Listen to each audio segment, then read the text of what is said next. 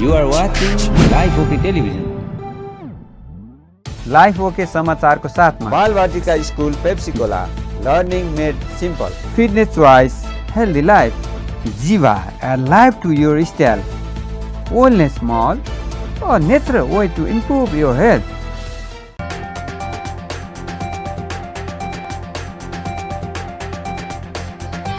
नेपालमा थप 1980 जनामा कोरोना पुष्टि भएको छ। देशका विभिन्न स्थानमा गरेको परीक्षणका क्रममा थप 1980 जनामा कोरोना देखिएको स्वास्थ्य मन्त्रालयले जनाएको छ। यो सँगै नेपालमा कोरोना संक्रमितको संख्या 2,22,288 पुगेको छ। यस्तै कोरोनाका कारण थप 16 जनाको मृत्यु भएको छ भने हालसम्म 1337 जनाले कोरोनाका कारण ज्यान गुमाएका छन्। त्यस्तै नेपालमा थप 3043 जना कोरोना मुक्त भएका छन्। यो सँगै नेपालमा कोरोना संक्रमणबाट मुक्त हुनेको संख्या 2,02,067 पुगेको छ। नेपालमा हाल 18,884 जना आइसोलेसनमा छन् भने 619 जना क्वारेन्टाइनमा छन्। नेपालमा हालसम्म 16,70,456 वटा PCR गरिएको छ।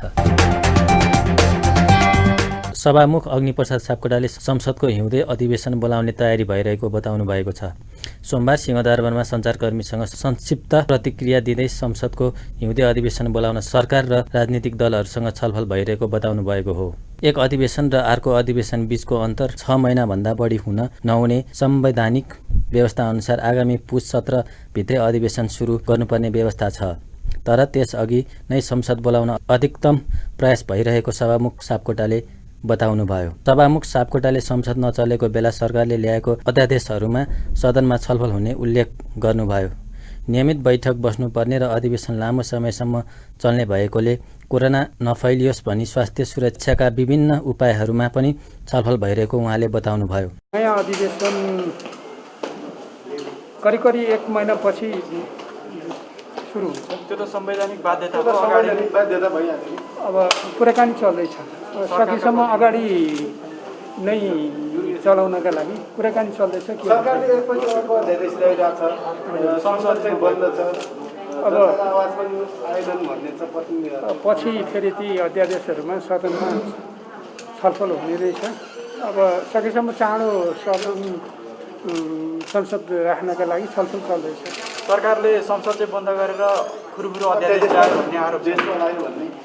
अब संसद पनि चल्छ, त्यही छलफल हुन्छ सबैलाई है। त्यस करिब 1 महिना पुग्नु पर्यो अरे। अब सकेसम्म चाँडै पनि हुन्छ। हेरौँ। अब संसद चल्यो भने चाहिँ त्यही सेनिटाइजर चाहिँ घरमा चल्ने हो कि अरू केही वैकल्पिक अरू केही उपायहरू? धेरै विकल्पहरूमा सोचाइ भइरहेको छ। 1, 2, 3, 4 सबै तयारी चाहिँ हामी पुरै तयारीमा छौँ। सुरक्षाका सबै मापदण्डहरू, स्वास्थ्य सुरक्षाका सबै मापदण्डहरू अप्नाइन्छ। के गर्दा चाहिँ हामीले गर्न सक्ने कुरा सबै गर्छौँ। अरू बाँकी कुरा चाहिँ परिस्थिति जन्ने होइन। यसो हो कुरा। हामी हाम्रो तयारीमा छौँ। सरकारसित पनि कुरा चल्दैछ। सङ्घीय संसदको वर्षीय अर्थात् बजेट अधिवेशन गत असार 18 गते अन्त्य भएको थियो। सरकारको सिफारिसमा राष्ट्रपतिबाट संसद अधिवेशन आह्वान हुने व्यवस्था छ। नेपाली काङ्ग्रेसका तर्फबाट समानुपातिक सांसद मोहन पौडेलले पद तथा गोपनीयता शपथ लिनुभएको छ। सोमबार सांसद सचिवालयमा सभामुख अग्निप्रसाद सापकोटाले पाण्डेलाई पद तथा गोपनीयताको शपथ गराउनु भएको हो। पद तथा गोपनीयताको शपथपछि सभामुख सापकोटाले सांसद पाण्डेलाई सफल कार्यकालको शुभकामना दिनुभएको थियो। प्रतिनिधि सभा सदस्य सूर्यबहादुर केसीको कार्तिक 17 गते निधन भएपछि उक्त पद रिक्त थियो। केसी खास आर्य कोटाबाट समानुपातिक सांसद बन्नुभएको थियो। पद तथा गोपनीयताको शपथ लिएपछि सांसद पाण्डेले देश र जनताका लागि काम गर्ने बताउनुभयो। उहाँले संसदमा प्रतिपक्षको भूमिकालाई सशक्त बनाउन लागि पर्ने उल्लेख गर्नुभयो। उहाँले मुलुकको विकासका लागि दलहरूबीचको एकता आवश्यक रहेको जिकिर गर्दै उहाँले दलहरूलाई कमजोर बनाउन काम भइरहेको बताउनुभयो। आम जनताका बीचमा जे म्यासेज गइरहेको छ त्यसलाई चिर्दै संसदको गरिमालाई उँचो बनाउने र प्रतिपक्षीको भूमिकालाई सशक्त बनाएर आम जनताका बीचमा जे धारणाको विकास भइरहेको छ, जे रहिरहेको छ त्यसलाई चिरेर प्रतिपक्षको सशक्त भूमिका निर्वाह भएको छ। प्रतिपक्षले आफ्नो जिम्मेवारी पुरा गरेको छ भन्ने त्यो उचाइ दिनका निम्ति म क्रियाशील। कांग्रेस पार्टी र नेकपाका दुवै राजनीतिक दलहरूका बीचमा युनिटी आजको आवश्यकता छ। दलभित्रको युनिटीको कुरा म गर्दैछु र राष्ट्रिय राजनीतिका सन्दर्भमा अहिले देखिएको मूल कुरा के हो भने दलहरूलाई कमजोर बनाउने प्रयत्न भइरहेको छ। त्यो नेपाल कम्युनिस्ट पार्टीलाई पनि कमजोर, दलभित्रका गुटहरूलाई पनि कमजोर, दललाई पनि कमजोर बनाउने जुन एउटा डिजाइन अगाडि बढेको छ, त्यसबाट मुक्त हुनका निम्ति म मेरो पार्टीका शीर्ष नेताहरूलाई र नेकपाका शीर्ष नेताहरूलाई म आग्रह गर्न चाहन्छु। त्रिभुवन विश्वविद्यालयबाट व्यवस्थापनमा स्नातक गरेका पाण्डे पहिलो संविधान सभा सदस्य पनि हुनुहुन्थ्यो। त्यतिबेला उहाँ स्याङ्जा क्षेत्र नम्बर 3 बाट निर्वाचित हुनुभएको थियो।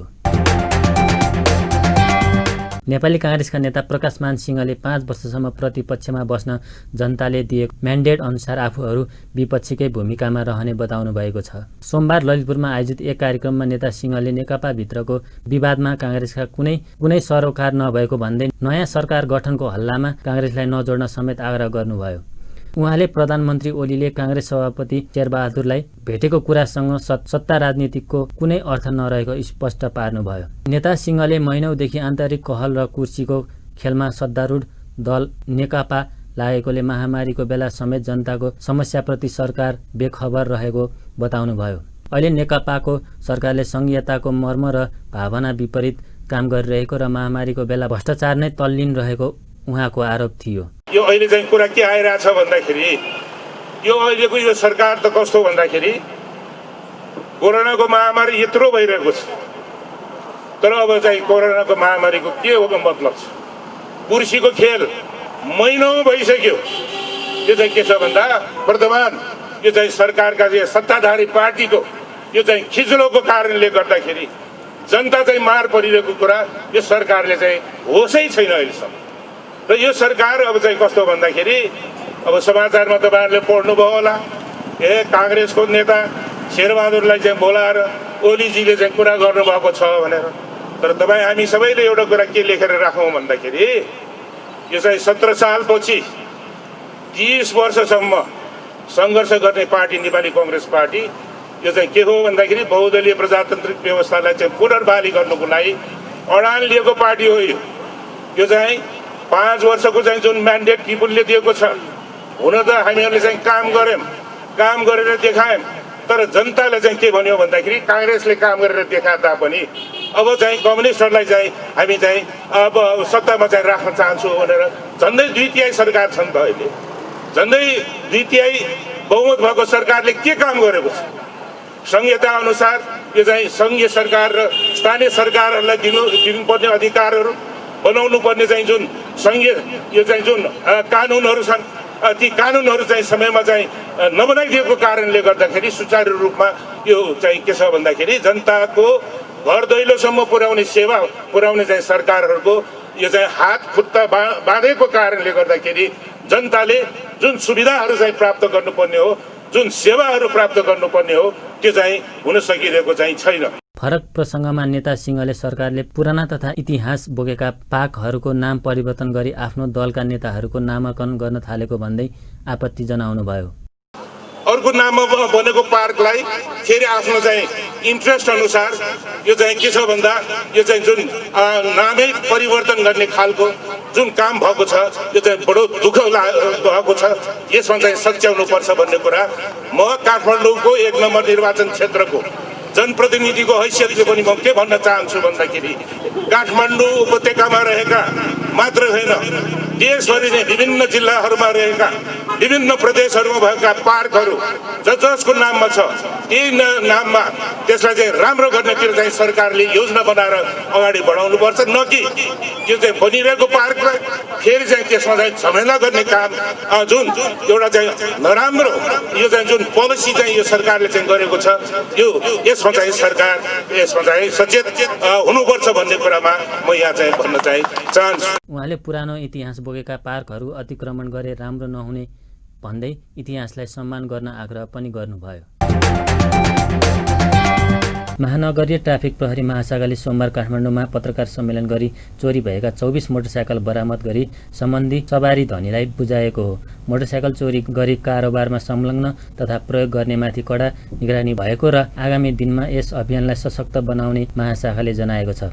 कार्यक्रममा प्रहरी वरिष्ठ उपरीक्षक भीम ढकालले चोरी भएको मोटरसाइकलहरू खोज्ने अभियान नै चलाएकोले मोटरसाइकलहरू फेला पार्न सफल भएको बताउनुभयो। यो विशेष गरिकन हामीले यहाँलाई जानकारी छ, रेगुलर रूपमा हाम्रो एउटा भिक्टिम सपोर्ट युनिट भन्ने छ, उसले चाहिँ उपत्यकाभरि र उपत्यका बाहिर गएर पनि यो बाइकहरू खोजी गर्ने, त्यो चोरहरू पत्ता लगाउने र धनीको जिम्मा लाउने कामहरू भइराखेको छ। र यही क्रममा आज हामीले यो दसैँ तिहार अवधिमा जति पनि चाहिँ चोरी भएका थिए र त्योभन्दा अगाडि चोरी भएकाहरू पनि फेला पारेर आज धनीको जिम्मा लगाइरहेको छ। चोरी भएका केही मोटरसाइकल फरक नम्बर प्लेट राखेर प्रयोग गरिरहेको अवस्थामा बरामद भएको हो। महानगरीय ट्राफिक प्रहरी महाशाखाका प्रमुखका रूपमा प्रमुख वरिष्ठ उपरीक्षक जनक भट्टराईले कार्यभार सम्हाल्नु भएको छ। सोमबार महाशाखामा आयोजित एक कार्यक्रमबीच यसअघि प्रमुख वरिष्ठ उपरीक्षक भीम ढकाललाई विदाई तथा नवनियुक्त प्रमुख जनक भट्टराईलाई स्वागत गरिएको थियो। विदाई कार्यक्रममा ढकालले आफ्नो कार्यकाल सफल भएको बताउनुभयो। उहाँले उपत्यकाको ट्राफिक व्यवस्थापनलाई व्यवस्थित गर्न ध्यान केन्द्रित गरेको उल्लेख गर्नुभयो। आफू प्रहरी प्रधान कार्यालयमा सरुवा भएको जानकारी दिँदै उहाँले जनताको सेवामा थप क्रियाशील हुने बताउनुभयो। त्यस्तै नवनियुक्त प्रमुख भट्टराईले ट्राफिक जाम न्यूनीकरणलाई प्राथमिकता राखेको धारणा राख्नुभयो। त्यस्तै दुर्घटना घटाउन पनि आफ्नो प्रयास हुने उहाँले बताउनुभयो। विभागीय नीति अनुसार यहाँबाट सरुवा भएर प्रहरी प्रधान कार्यालय अपराध अनुसन्धान विभाग अन्तर्गत म सरुवा भएको छु र मलाई लाग्छ कि यो एउटा घरबाट म अर्को घरमा अहिले सरुवा भएको छु। यो ट्राफिक घर जहाँ म मेरो सम्पूर्ण अधिकृत जवानको एउटा पारिवारिक आत्मीयतामा म काम गरिराखेको थिएँ र आज म यहाँबाट सबै परिवारका सदस्यबाट बिछोटिएर जाँदा केही न केही दुःख लागेको छ। तर पनि हाम्रो विभागीय जुन चाहिँ एउटा प्रक्रिया छ, एउटा नीति छ, त्यस अन्तर्गत म त्यसतर्फ जाँदैछु र मलाई लाग्छ जति पनि मैले यहाँ काम गर्दाको एउटा अनुभव, एउटा साहस जुन लिएर गएको छु, त्यहाँ पनि त्यहाँको प्रकृति अनुसारको काममा त्यहाँ लाग्नेछु र यहाँहरू सबैको शुभेच्छा अनुसार म त्यहाँ राम्रो गर्नेछु भन्ने कुरा पनि म यहाँ व्यक्त गर्दछु। र यस सिलसिलामा जति पनि हामीले काम कारबाहीहरू गऱ्यौँ, गतिविधि गऱ्यौँ र त्यसमा सफलता पाएको छ। यसमा मैले अघि नै भने हाम्रो चाहिँ माथि नेपाल सरकारदेखि गृह मन्त्रालय, प्रहरी प्रधान कार्यालय अनि यता हाम्रो आयुक्त प्रमुखज्यू उहाँहरूप्रति म आभार व्यक्त गर्दछु। प्रायोरिटी चाहिँ वास्तवमा ट्राफिक चाहिँ भनेको यो देशकै नसालाई सञ्चालन गर्ने भने अघि भीमसाहु राख्नु सही कुरा हो। यो यसले एक्टिभली काम गर्यो भने राजधानीको नसा चाहिँ राम्ररी सञ्चालन हुन्छ। त्यसले चाहिँ धेरै कुरामा असर गर्छ। यो जाम हुन दिनु हुँदैन। जाम हाम्रो प्रायोरिटी हुनुपर्छ र दुर्घटनाहरूको प्रायोरिटी हुनुपर्छ। यो दुईटा चाहिँ नि के गरेर घटाउने, अबको म कति बस्छु यहाँ, मेरो प्रयास चाहिँ त्यही हुनेछ। जाम हुन नदिने, दुर्घटना घटाउने। त्यसलाई के गर्नुपर्ने हो, त्यसका विभिन्न माध्यमहरू होलान्, विभिन्न विधिहरू होलान्, विभिन्न तरिकाहरू होलान्, कति कुरा टेक्निकल कुराहरू होलान्।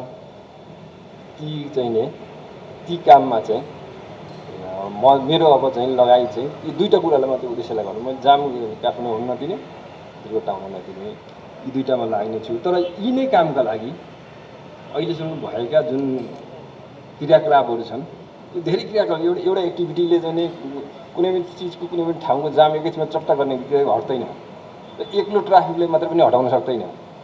सम्पूर्णको सहयोग र सहकार्य जरुरी छ। राकेश यादव, सुभाष कामवाङ। कार्यक्रममा महाशाखाले निष्ठापूर्वक काम गर्न 19 जना ट्राफिक प्रहरीलाई सम्मान तथा पुरस्कृत गरेको थियो।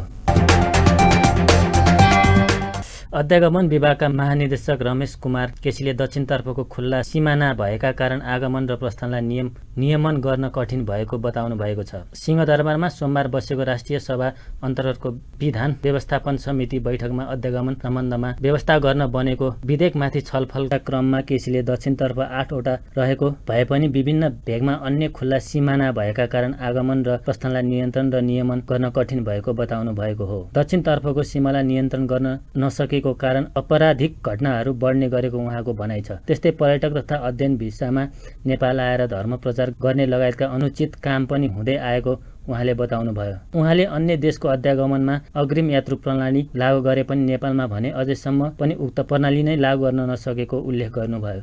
र दक्षिणतर्फ खुला सिमाना भएका कारणले यहाँ चाहिँ आगमनलाई प्रस्थानलाई नियन्त्रण र नियमन गर्न अलि चुनौतीपूर्ण भइरहेको छ। हामीसँग 8 वटा दक्षिणतर्फ अध्यागमन कार्यालयहरू छन्। ती बाहेक धेरै स्थानबाट सहज आवागमन हुने भएको हुनाले हामीले त्यहाँ निगरानी राख्न सकिरहेको अवस्था छैन। विदेशीहरूको यदाकदा नेपालमा विदेशीहरूले के कस्तो गतिविधिहरू गर्छन् अथवा पर्यटक भिसा लिएर अन्य गतिविधि गर्छन् अथवा अध्ययन भिसा लिएर अन्य गतिविधि गर्छन्, बेला बेलामा धर्म प्रचार लगायत विभिन्न कुराहरू हामीले चाहिँ मिडिया मार्फत पनि सुन्ने गर्छौँ। त्यस कारण विदेशीहरूको चाहिँ अलि अनुगमन र यिनीहरूको चाहिँ दायित्वलाई व्यवस्थित गर्नुपर्ने पनि एउटा चुनौतीको रूपमा हामीले देखिरहेका छौँ। अघि क्यानको महानिर्देशकज्यूले पनि उठाउनु भएको थियो एडभान्स प्यासेन्जर इन्फर्मेसन सिस्टम भन्ने अहिले विश्वका सबै मुलुकको अध्यागमनले अग्रिम यात्रु सूचना प्रणाली लागू गरिसकेको अवस्था छ। नेपालमा कोही यात्रु आउँछ भने अथवा ब्राजिलबाट चढेर कुनै यात्रु आउँछ भने नेपाल डेस्टिनेसन बनाएर यदि चाहिँ उड्न खोज्यो भने त्यसको चाहिँ इन्फर्मेसन हामीले थाहा पाउनुपर्छ, यो कुन मान्छे हो, त्यसको चाहिँ जुन मुख्य सूचनाहरू हामीले थाहा पाउनुपर्छ। अहिलेसम्म हामीले यो चाहिँ थाहा पाउने एडभान्स प्यासेन्जर इन्फर्मेसन सिस्टम लागू भएको अवस्था छैन। यो लागू भएमा सुरक्षाको विषयले अथवा यो नागरिक नेपाल आउन वाञ्छनीय छ छैन भन्ने हिसाबले अथवा हाम्रो प्रशासनको हिसाबले उपयुक्त हुन्छ भन्ने लाएर हामीले त्यसमा अलिकति होमवर्क पनि गरिरहेको अवस्था छ। भारत लगायत सबै मुलुकहरूले यो एपिआइएस अथवा एडभान्स प्यासेन्जर इन्फर्मेसन सिस्टम लागू गरिसकेको अवस्था छ। यो कहिलेकाहीँ समन्वयको चाहिँ कमीको कुराहरूलाई पनि बेला बेलामा आउने गर्छ। श्रम भिसा र चाहिँ कन्सुलरले सिफारिस गर्ने भिसा लगायतका विषयहरू यो सामान्य किसिमको चुनौतीको रूपमा हामीले हेर्न सक्छौँ। अध्यागमन कार्यालय त्रिभुवन अन्तर्राष्ट्रिय विमानस्थलमा गएको वर्षदेखि मात्रै हामीले एउटा सोफिस्टिकेटेड यो सिस्टम लन्च गरेका छौँ, नेपाली पोर्ट नाम गरेको। त्यसबाट धेरै तथ्याङ्कहरू हामीले चाहिँ अध्यावधि गर्न सक्छौँ। तर हाम्रो जनशक्तिको अवस्था र हाम्रो कर्मचारीहरूको मानसिकता लगायतका विषयहरूमा अलिकति क्षमता विकास गर्नुपर्ने देखिन्छ र बोर्डरमा रहेका कर्मचारीहरूको पनि यो क्षमता विकासको अलिकति कमी भएको पनि हामीले एउटा समस्याको रूपमा लिने गरेका छौँ। त्यहाँ 3 ड्युटीमा हामीले अन्तर्राष्ट्रिय विमानस्थल अध्यागमन कार्यालयमा अहिले सञ्चालन हुने गरेका छ। राति 2:30 बजीसम्म फ्लाइटहरू हुन्छन् र गएको साउनदेखि यो चाहिँ भत्ता सत्ता लगायतको विषय पनि अलिकति कुराहरू आएका छन्। यी विषयहरू कर्मचारीहरूले बेला बेलामा उठाउने गरे हुनाले यसलाई पनि एउटा समस्याको रूपमा हामीले हेर्न सक्छौँ। बैठकमा गृहमन्त्री रामबहादुर थापाले अध्यागमन सम्बन्धी समस्याहरू सरकारले समाधान गर्ने बताउनुभयो। त्यस्तै उहाँले उक्त विधेयकलाई समय सापेक्ष अघि बढाउनु पर्नेमा जोड दिनुभयो।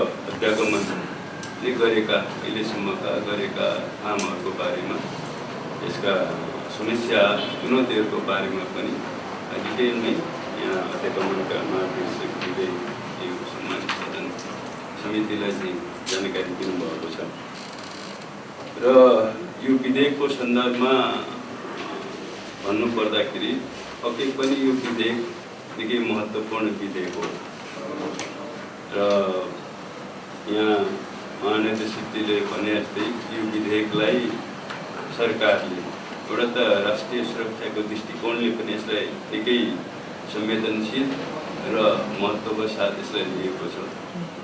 दोस्रो चाहिँ नेपालको पहिचान अन्तर्राष्ट्रिय सम्बन्ध भनौँ को सन्दर्भमा पनि यो विधेयक त्यो कोणबाट पनि महत्त्वपूर्ण छ र तेस्रो कुरा नेपालको राष्ट्रिय हित र समृद्धिको कोणबाट पनि यो विधेयक महत्त्वपूर्ण छ भन्ने कुराहरू यहाँ आइसकेको छ। यसका बेसिक आधारहरू यसका सैद्धान्तिक आधारहरू हेर्दाखेरि त्यस कारणले यो विधेयकको सन्दर्भमा अब यहाँ जो प्रस्तुत भएको छ 6वटा परिच्छेदहरू यसमा समावेश गरिएका छन् यो विधेयकलाई व्यवस्थित गर्ने सन्दर्भमा चाहिँ र 38वटा दफाहरूको यहाँ व्यवस्था गरिएको छ प्रस्तावना सहित। बैठकमा समिति सदस्यहरूले खुल्ला सिमानाका कारण देखेको समस्या र विदेशमा अलपत्र परेका नेपालीको व्यवस्थापन लगायतका विषयमा विधेयक समेट्नुपर्ने बताउनुभयो। नेपाली काङ्ग्रेस पार्टीका सहमहामन्त्री डाक्टर प्रकाश शरण महतले पार्टी सभापति शेरबहादुर देउवा प्रधानमन्त्री ओली बीच भएको भेटघाटमा सत्ता साझेदारीको विषयमा छलफल नभएको स्पष्ट पार्नु भएको छ। नेपाल प्रेस युनियन कपिलवस्तु शाखाले तौली हवामा आयोजना गरेको पत्रकार सम्मेलनमा बोल्दै नेता महतले काङ्ग्रेस सत्ता साझेदारी गर्ने अभियानमा नभएको र साझेदारीको आवश्यकता समेत नरहेको प्रस्ट्याउनु भएको हो। नेकपाले आन्तरिक कुरामा आफै सहमति गर्नुपर्ने बताउँदै मित्र राष्ट्रको सहयोग लिने पद्धतिले राम्रो नगर्ने उहाँको भनाइ थियो। पार्टीको कोभिड-19 अनुगमन समितिका संयोजक समेत रहेका महतले सरकारले कोरोनामा 20 अर्ब खर्च भएको बताए पनि नागरिकले राहत नपाएको बताउनु भयो। उहाँहरूको चाहिँ पार्टीको कुरा उहाँहरूको कुरा हो र हामी के चाहन्छौँ भने कम्युनिस्ट पार्टी मिले पनि जुटे पनि मिले पनि अथवा चाहिँ नमिले पनि त्यो उहाँहरूको चाहिँ आन्तरिक कुरा हो। उहाँहरू आफैले निर्णय गर्न सक्नुहोस्, त्यसको लागि चाहिँ बाहिरको मित्र राष्ट्र को चाहिँ सहयोग लिने यो खाले चाहिँ पद्धतिले चाहिँ राम्रो गर्दैन। देशको जुन स्वाभिमान, देशको चाहिँ जुन अस्मिता, राष्ट्रिय स्वार्थ त्यसलाई चाहिँ राम्रो गर्दैन। हामी यति मात्रै चाहन्छौँ कि जे उहाँहरू गर्न चाहने हो त्यो चाहिँ उहाँहरू आफ्नै बलबुत्तामा आफैलाई विश्वास गरेर चाहिँ त्यो गर्नुहोस् भन्ने मात्रै उहाँहरूलाई हाम्रो चाहिँ शुभकामना छ। त्योभन्दा बाहेक अहिले चाहिँ यहाँ चाहिँ कुनै पनि हिसाबले यो हाम्रो पार्टी सभापति भेटेको कुरालाई अब अन्यथा किसिमबाट चाहिँ बुझ्नुपर्ने आवश्यकता छैन। उहाँले सरकारले परीक्षणको दायरा घटाउने कार्य घटाउनका साथै नागरिकलाई उपचार सेवा दिन नसकेको आरोप लगाउनुभयो। सोमबार सुन चाँदीको मूल्य स्थिर रहेको छ। यस दिन सुन आइतबारकै मूल्यमा अर्थात् छापावाला सुन प्रति तोला 94,300 रुपियाँ र तेजाबी सुन प्रति तोला 93,800 रुपियाँमा कारोबार भइरहेको नेपाल सुनचाँदी महासङ्घले जनाएको छ। यसै गरी चाँदीको भाउ पनि सोमबार स्थिर रही प्रति तोला 1,210 रुपियाँमा खरिद बिक्री हुँदैछ। पहिलो 3 दिन यता चाँदी सोही मूल्यमा किनबेच भइरहेको हो।